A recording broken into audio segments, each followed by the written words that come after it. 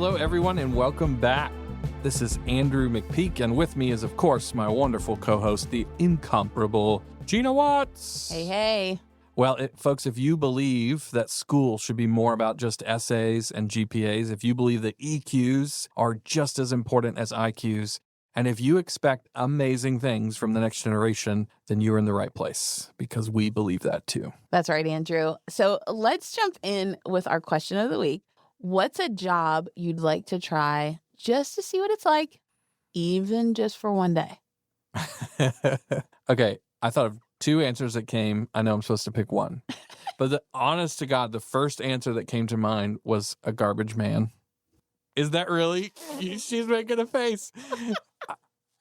That's hilarious. That's funny. Well, I'll tell you my second one too. But because it's like, I know that it's the bottom of the totem pole job that everybody says it is, probably. Mm-hmm. But also like riding around in those trucks and I don't know. I mean, I'd be tired by the end of the day, no doubt, but it kind of looks fun. Yeah. The other one I thought of was zookeeper. I feel like that would be awesome. Andrew, I just screamed into the mic. Listen, friends. The two that came to my mind were waste disposal, and I wasn't sure if it was garbage or if it was like, do you remember that show, like Mike? He used to like do dirty jobs or something? Mike Rowe. That's what I was thinking of. Yeah. And the second one was like, I want to take care of giraffes. Andrew, that's so freakishly weird. Yeah, we're the same kind of weird, as it turns out. Yes, but I don't. What? That was completely unplanned, if you can't tell by our reaction. So unplanned. And I know you guys are like, they so did that on purpose. No. Genuinely not. Because you don't even know about my love of giraffes yet. It'll probably come up on an episode. I don't, actually. We've never talked about that. Deep love. Okay. There should be one named Gina. Gina the giraffe. It's alliteration and everything. It's just waiting for it. It is. It is. There probably is one. Okay, sorry, guys. We're distracted. It was amazing. That was an amazing moment for the day.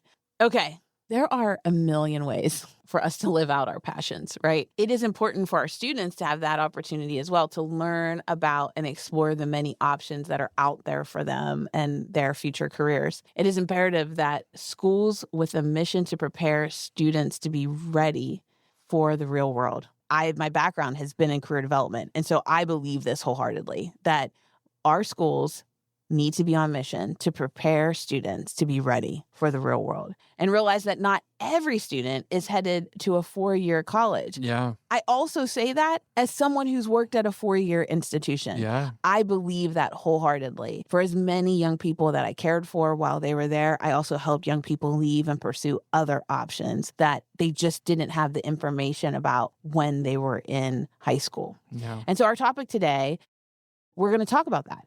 We've called it CTE, or Career and Technical Education, and we're diving into that particular topic with a special guest. You and I talked about careers we'd like to try out for a day. Yeah. A lot of times CTE gets thought of as the career you get to try out for a semester, you know? Or if we go back to our early days, this wasn't CTE. They might have called it that, but what we called it was shop, right? Yeah. And shop meant woodworking. It meant working on cars. It meant all kinds of things. And a lot of times it just felt like shop class was just where they sent the kids who weren't good at regular classes, right? Listen, I was good at shop. I enjoyed shop as well. I still have my clock that I made. You really do? I really do. And my oldest son made a clock too. Like, I'm just saying, like, as far as shop goes.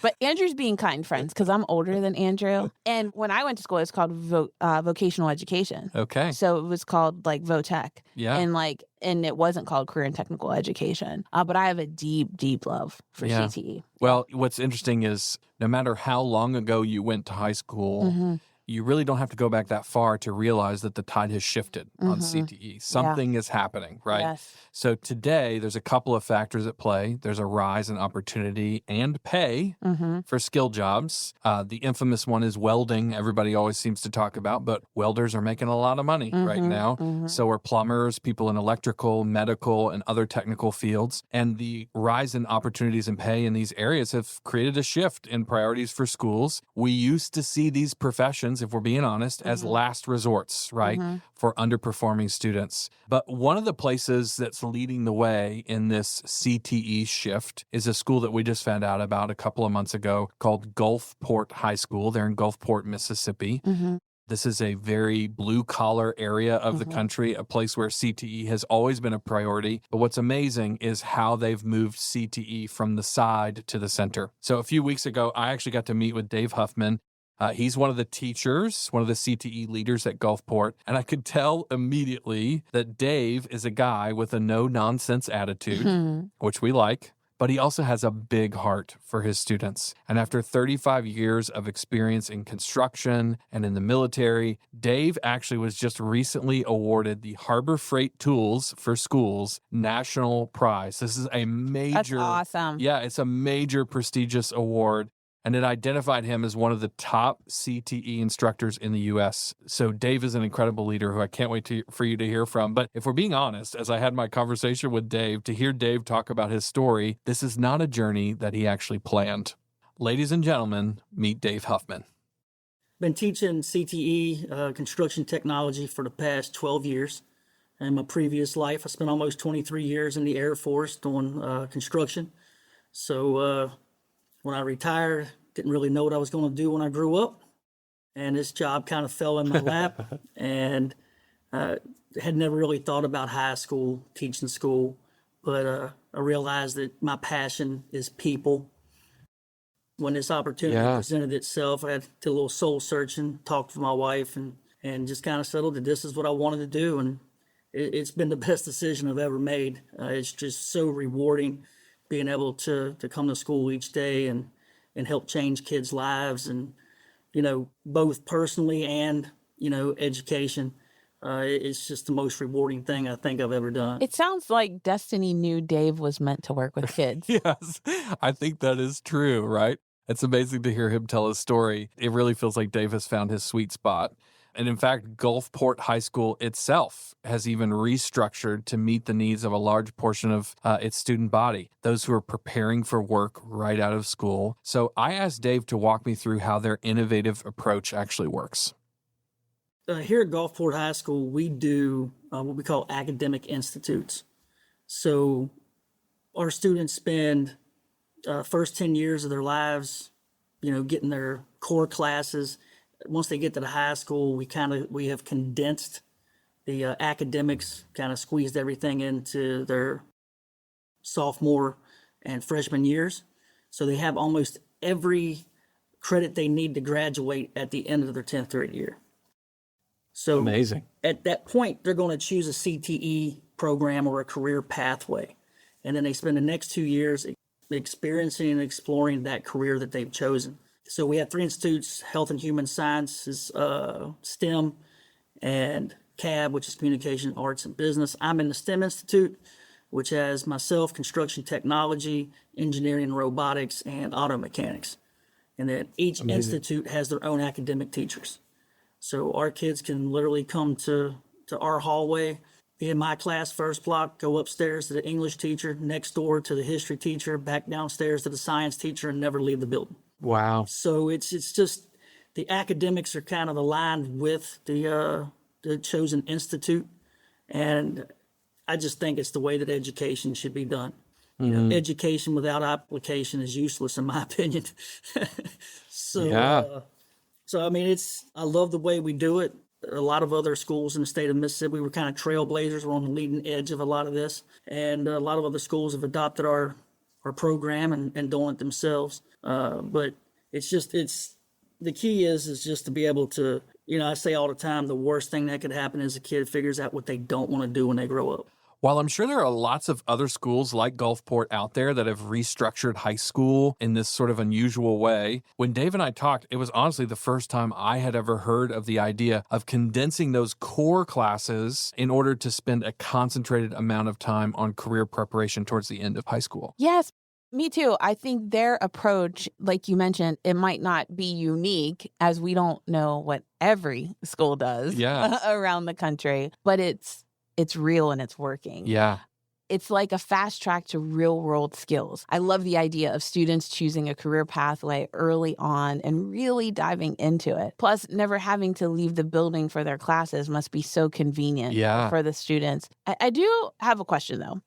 We know that Dave thinks about the structure, but what do the students think about it? Yeah, I was wondering the exact same thing. So I asked Dave that question. I think, it's tough to really assess that because when the kids are living it, they don't realize what they have.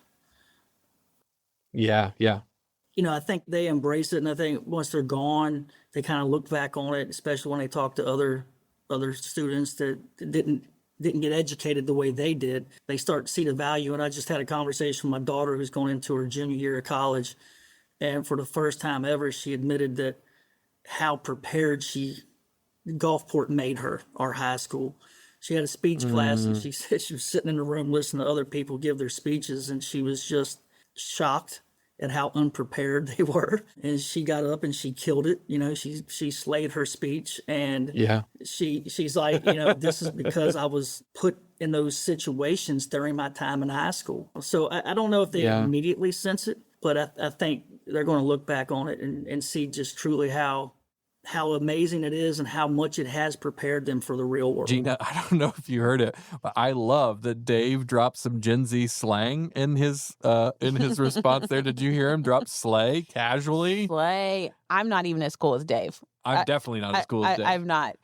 But it's an amazing story too, right? Yeah. I did notice that he is telling a story about his daughter who is in college and not a career. Correct, yeah. Meaning that Gulfport is using the same career skills focused method to prepare students who are headed for a 4-year degree as well. Talk about the snaps. We need to give all of the snaps because that means it's working. Yeah, what Dave and I think all the teachers at Gulfport have realized is that it's the same thing that we're hearing when you and I go out on the road. We're spending time with business leaders who are hiring young professionals, and they're saying the same thing. The skills their students are learning as a part of their CTE programs are applicable beyond just the specific careers that they're preparing for. It seems like this is something a lot of people get wrong when they think about CTE, right? CTE is preparing kids for careers, full stop, whether that career starts next year when they graduate or many years from now after a 4-year degree or graduate degrees or whatever it is. I mean, this is just not your mama's CTE.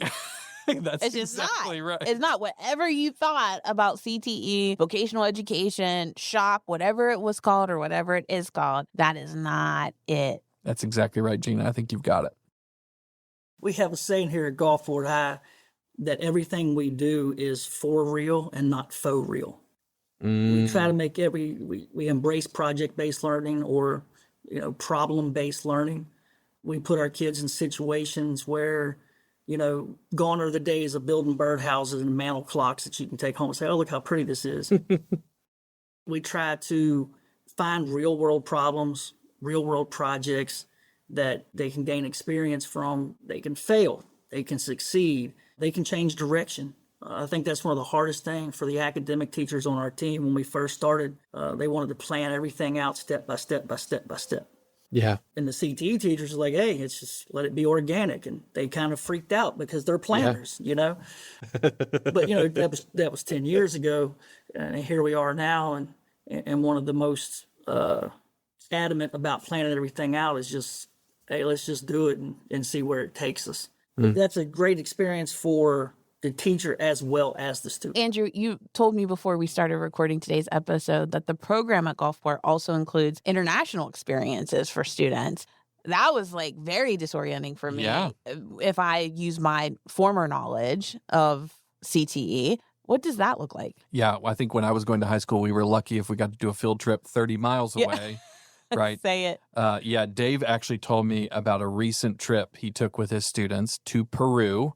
This is the one of many trips he's taken over the years. And for him, it was not only a really cool experience, but it was also a life-changing, real-world example, both for him and his students, of what really education itself is all about. To partner with some other schools and our engineering students, 3D printing prosthetic parts. And we get down there to Peru with, I think it was 20 students. Half of them had never met each other. We had some from Arizona, some from Alabama, some from Mississippi. We had a plan. The plan lasted about 5 minutes, and it blew up. So we have all these parts laid out that needed to be assembled into legs because we had to take them apart to ship them. And it was chaotic. And it started out, you had, kids shoulder to shoulder. I'm trying to guide them through, okay, do this, this, this, and this. And at first they were barely even looking at each other. Everything was moving very, very slow. But about an hour and a half later, I sit down when I could finally breathe, and I look over at these tables with these, 15, 20 kids. They're working together. They're talking. They're solving problems on their own. And they didn't need adults. You know what I'm saying? They didn't need us to hold their hand and guide them. I think a big mistake we make as parents, adults, teachers, educators is, we want to control every aspect of what they do. And sometimes the best thing for us to do is just get out of the way and just let them, just let them do their thing, and be there and to support them and guide them when they need it. But we don't give these young men and women enough credit. And that was an eye-opening experience for me that they really didn't need me. Man, Andrew, I mean, this is what education is supposed to be. Yes, right. I can't help but ask myself, you've talked about it before, Gina, if the goal of education is to get students ready to be an adult, to learn to do things on their own, then why do we keep doing so much for them, right? Traditional education is full of adults making decisions for kids, but this is why I love the idea of moving CTE from the outskirts, physically and literally, from the outskirts of the school to the center of the school, both in programming and in the physical location. I 100% agree. But if I'm a school leader and I'm listening and I'm leaning in to our conversation right now, I guess I'd have to wonder, if everything is experiential learning, how do they know when they've been successful? Like what are the measurements? How do we measure success and the impact of these CTE programs? Yeah. Well, to be clear, and Dave was clear about this in our conversation, Gulfport still has grades. So it's not like everything is just experiences. Their students still take AP and college entrance exams, right? So that's still a factor. The difference is that at Gulfport, they don't believe that these stats are the only measure that matters. Where I measure success is how many of my students leave me knowing or having a better idea of what they want to do in college. I have somebody, I want to do this, but you hate math. You're not going to be an engineer, right? I mean, if you don't like math, you're not going to be an engineer. If you don't like the sciences, you're not going to be a doctor. So kind of hopefully give them that direction. They find something that they're passionate about, because passion drives success. Students that go to college, they're actually majoring in something that they're passionate about, they're going to be more successful. So my students that go to college and get their degrees, relatively when they're supposed to, 4 to 5 years these days, that's one way. But the other way is how many of my students leave me and find a career. Are they finding a job that they're passionate about? Are they bouncing around from job to job to job? Nothing against, fast food workers, but that's not a career. That's a job. That's the other way we track our students. Not that way. We're not Big Brother track them, but we stay in touch with them to find out what they're doing. We have to turn that data into the state. So we stay with them for at least 4 years after high school. What are you doing? Where are you working?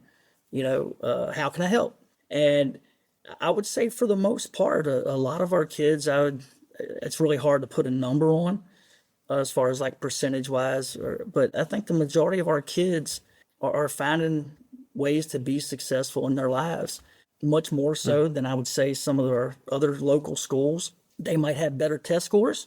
They might be ranked higher on these online websites as far as, results on tests and stuff like that. But I would say that our students are more prepared for the real world than most students that are going traditional education. And I hear that all the time from students that have went out and they're working with other people, and their peers are telling them, man, how do you know how to do this? How do you know how to use this tool? How do you know how to get in front of people and talk to them? It's because they're doing it every day. And That, like I said, it's hard to quantify. I know education likes to have, give me a number, Yeah. but not everything can be quantified, with a data point. So, Yeah. I asked Dave to give me an example, a story of a student that to him is a success story, and the one he told is a perfect example of why we can't count out CTE in the overall mission of a school. I mean, I have a bunch, but one that really pops out in my mind is had a young man who wasn't the best student. He was a lot like me in high school. He hated school. I think the education system has a tendency to make people like me, and this young man, his name's Dakota, feel like they're not smart. Because when you're sitting in class Yeah. and all the smart kids have one thing in common, they like school. So if I don't like school, I must not be smart. And it has nothing to do with intelligence. I was the type of kid that I needed the why. Show me where this works in the real world. Show me how I'm going to use this. And he was that type of kid, and he was always asking why. And, a lot of teachers see that as they're challenging you. But, I did my best to explain why. And, he graduated high school, had no plans to go to college. And about 9 months later, I get a phone call from him. And he's like, Mr. Huffman, I just want to let you know that just got my W-2 and I'm filing my taxes. He said, I made over $100,000 in 8 months. And I said, Whoa. Really? Wow. Maybe, are they hiring?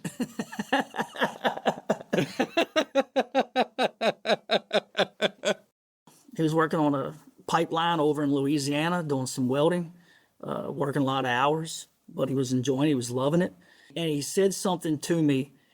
He said, all those kids in school that thought that I was going to be a loser are $80,000 in debt, and I'm $100,000 richer. And I want to prepare kids for college or career, because let's be honest, all roads lead to a job. Whether you take the scenic route exactly. and go to college first, or whether you go on the freeway and go straight to work, all roads lead to a job. So having that young man tell me that, what I taught him allowed him to go out and make a living, and more than the money, he was just proud of himself.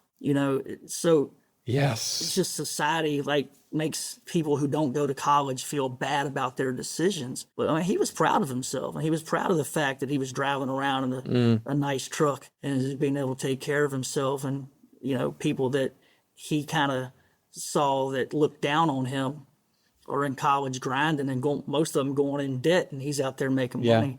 Yeah. Man, that's what it's all about. And not taking anything away from the ones that go to college and get their degrees. That's great. Everybody has a different journey.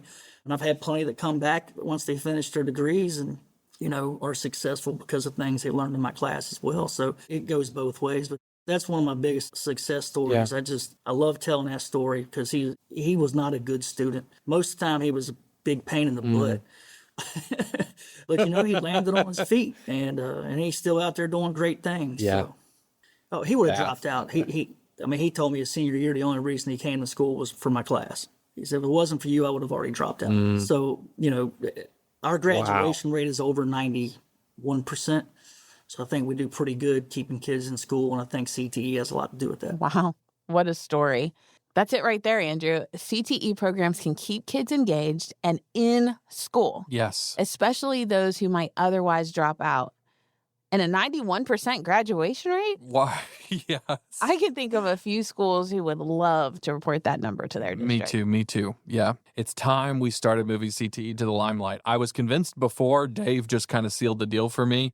That's why my final question to Dave was really a practical one. I knew something special was happening there, and I wanted him to get the chance to help other people get there too. I think by now, our listeners are getting the idea that we have a bias for action here. So I asked Dave to put his school leader hat on and tell us what advice he would give to a principal or a district superintendent who might be listening, who wanted to add additional emphasis on career and technical education to their school. Well, I think first and foremost, you need to get buy-in from your community. You need to find people in your community. A lot of people sit around and complain about, we don't have the workforce, we don't have enough people to work. Well, stop complaining about it and invest. And I'm not talking financially, I'm talking about your time, internships, job shadowing experiences, just stopping by and talking to kids. Show them that you're interested in what Yeah. they're doing. Show them that you care. The administrators and school leadership need to find those people. They're there. They're out there. I can't imagine that you don't have people in your community that can help you in that way. And I think that's the most important thing, is getting that community buy-in, getting your stakeholders involved, getting the kids, they hear from the teacher all day, every day. Having someone from business and industry come in and say the same things that I'm saying, it just adds some validity to what I'm telling them. Invest in your teachers. It's not lost on me that this, leadership, this podcast. So, Yeah. the biggest downfall to me, in the military, leadership is everything. In the Air Force, you have Airman Leadership School, NCO Academy, Senior NCO Academy, leadership. It's part of our culture that you're training your replacements. I don't think there's enough leadership training in education. An effective teacher is a teacher who is leading children on an educational journey, right? What makes a person, a student, an effective leader makes them an effective employee. All the characteristics in a good leader are the same characteristics you're looking for in a good employee, right? They can get along with people, conflict resolution, change management, all of that. And it's the same thing in education, right? They come down, we want to change direction. There's no change management. They just say, this is what you're going to do. Get on board or just deal with it, right? So they're creating this culture where there's change, but there's no process to the change. It's just do it because I'm the boss and say to do it. Invest in leadership training, prepare your teachers to be leaders so that by example, their students see them as a leader and they themselves want to be, they want to emulate the teachers, right? So, invest in some leadership training, invest in just even for the kids, we're going to be doing I Lead. It's something that Brittany from John Maxwell introduced to us, and we think it's very, very, very important. And it's something that we plan on rolling out with our students next year because, the more prepared, again, as we've been talking about the whole time, for the real world, the more successful you're going to be. And I don't think that we emphasize enough the importance of leadership, teamwork, conflict resolution, all of these things that make you a good leader. Is going to make you a good worker. It's going to make you a good teacher. It's going to make you a good husband, wife, whatever it is, right? So that would be my advice. And if you can do that, get the investment from your community, build up these programs, meet the needs of the community, grow future leaders, prepare your teachers, everything else is going to fall into line. Boom, Gina. No, boom. Like boom, all the way boom. I need to meet Dave. I need to have his cell phone number. We need to be friends. I feel like you would love him, though. If I'm honest, I fear what would happen to the rest of us if the two of you were in the same room together swapping ideas. It would be dangerous. I mean, I love me some CTE. I also love something else. It's time for DMI. Let's do it. By now, our loyal listeners know what DMI stands for. Don't miss it. Andrew, you want to kick us off with what's the best thing you heard today or something that stood out to you? Yeah, I mean, Dave said so many great things. There's so many things I could go back to. But for me, I think it's that moment that he went back to. And this is what I love. It doesn't even have to be CTE. It could be any form of education, but one that leads to this outcome where he said, I had a realization as the teacher, they don't need me anymore. To me, that's a period, full stop. Yes. That's what it's all about. If our goal is to get kids ready, then we're getting them ready for a moment where they don't need us anymore. And if that can begin to happen in small ways inside of the classroom, then we're on the right track. I think CTE is a natural way to create those kind of experiences. It can happen in any classroom, but to me, I would go to any school, and if they had experiences they were creating that arrived, that helped students get to that point where they don't need the teacher anymore to keep going, then to me, that's a sign of success. I love that Dave worded it that way. That's a great Yeah. one to take with us. What about you, Gina? It's so full. This experience has been so full of ideas. And I guess it's a combination of things. But when we were talking a little bit ago about their students still take AP and college entrance exams, They still have grades. I think sometimes we get in our own way. Yeah. As educators, as school administrators, as parents, we think about what was our mama's CTE. Yeah. We think about what our experience was in school. We think that there's only one way to do something, or we pursue a completely opposite way, and that's not satisfying either. And I just would encourage you, friends, to think about if what you heard Dave share really is resonating with you. This model does not throw out the baby with the bathwater. It doesn't. This model allows you to keep things that are at the core of academics and also highlight experiential opportunities. Absolutely. Let's not lose our rigor, but let's add some experience. Yeah, it's a both and method. And I just wonder, for those of you that are like, I really want to move to Gulfport to work. I'm thinking about it myself. I really want to move. Okay, so let's say you don't move to Gulfport, but how do we get this?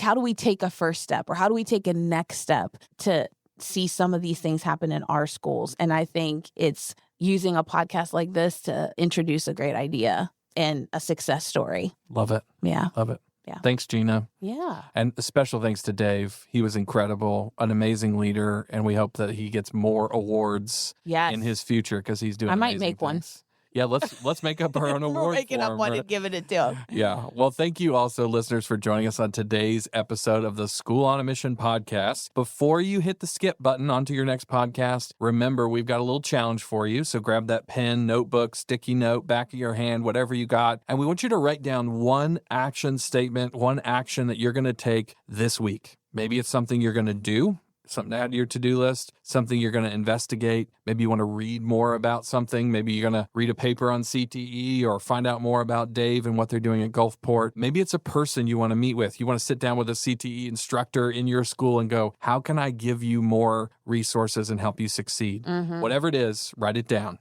Got it? Perfect. Now we want you to DM it to us. Whatever that action step is, send it to us. We cannot wait to hear the awesome things that you're up to. Until next time, listeners, stay curious, stay bold, and keep leading your school on a mission. The School on a Mission podcast is produced by Growing Leaders, a Maxwell leadership company. You can find out more about Growing Leaders at growingleaders.com. We want to especially thank Dave Huffman and the other amazing leaders at Gulfport High School for letting us into their philosophy and process for today's episode. This podcast was produced by Angelica Oliver. To find out more about the School on a Mission podcast, head over to schoolonamissionpodcast.com.